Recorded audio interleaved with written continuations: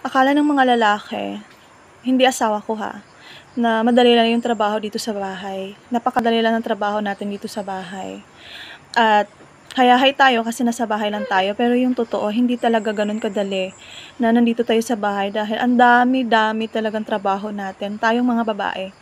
Kaya hindi ko ma-imagine yung sakripisyo ng mga nanay dyan.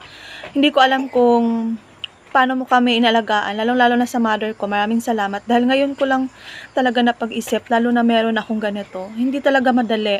Ang dami-dami nating responsibilities dito sa bahay, ang dami-dami nating trabaho, meron pa tayong mga alaga, mga manok, baboy katulad ko. Kaya ang dami pang labahan. Kaya pagod na pagod yung katawan. Kaya hindi ko alam kung anong sakripisyo ng ibang mga kababaihan dyan, kung anong hirap ang dinadanas nyo araw-araw, ginagawa nyo para sa pamilya nyo. Kaya kayang mga asawang lalaki kayo, pasalamatan nyo yung mga asawa ninyo at huwag kayong magloko dahil hindi madaling maging isang asawa. Buti na lang ako kasi yung asawa ko talagang napakabait niyan.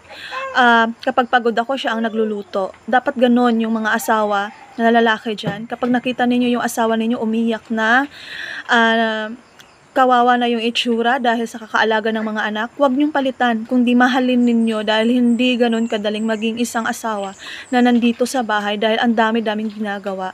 Hindi talaga madali. Kaya mahalin ninyo yung mga asawa ninyo. Huwag kayong magloko.